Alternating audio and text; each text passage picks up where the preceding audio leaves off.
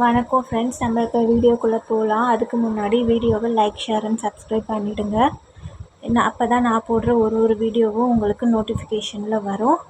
இந்த வீடியோவை உங்கள் ஃப்ரெண்ட்ஸுக்கெலாம் ஷேர் பண்ணிவிடுங்க. அப்போ தான் அவங்களும் அதை தெரிஞ்சுப்பாங்க ஃப்ரெண்ட்ஸ்.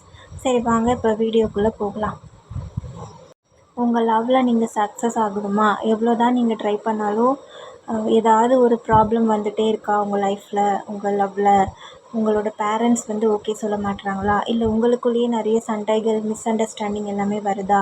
இந்த ஒரு பரிகாரத்தை நீங்கள் பண்ணணும். பரிகாரம்லாம் நான் சொல்ல போகிறதில்ல. ஒரு பூஜை, எந்த சாமியை நீங்கள் வழிபட்டுட்டே வரணும், நம்பிக்கையோடு வழிபடணும். அதை தான் நான் சொல்ல போகிறேன். அதே மாதிரி நீங்கள் ஃபுல்லாக நம்பிக்கையோட, மன தைரியத்தோடு நீங்கள் இருக்கணும்.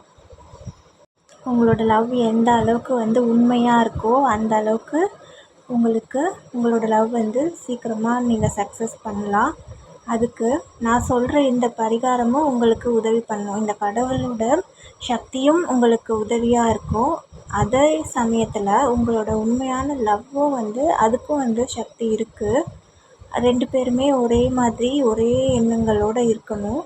அப்போ தான் பேரண்ட்ஸ் என்ன சொன்னாலும் நீங்கள் உங்களோட முடிவில் இருக்கணும். கரெக்டாக நீங்கள் கரெக்டான பர்சனை நீங்கள் காதலிச்சுட்டு இருக்கீங்க அப்படின்னா நீங்கள் கரெக்டாக இருக்கணும். உங்கள் பேரண்ட்ஸ் கிட்டே நீங்கள் பேசி அவங்கள கன்வின்ஸ் பண்ண வைக்கணும். இந்த பூஜை உங்களுக்கு கண்டிப்பாக உதவி பண்ணும்.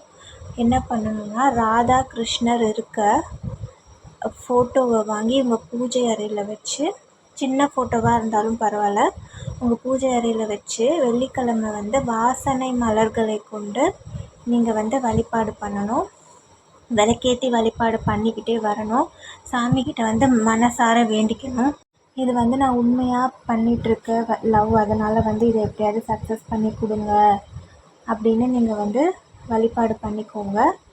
அப்புறம் நீங்கள் என்ன பண்ணணுன்னா, பௌர்ணமி நாள் அன்றைக்கி, நல்லா நிறைஞ்ச பௌர்ணமி நாள் அன்றைக்கி கோயிலுக்கு போகணும். அம்மன் கோயிலுக்கு, துர்கை அம்மன் கோயிலுக்கு போயிட்டு வரணும் ஃப்ரெண்ட்ஸ். இந்த வீடியோவை இவ்வளோ பொறுமையாக பார்த்ததுக்கு தேங்க்ஸ்.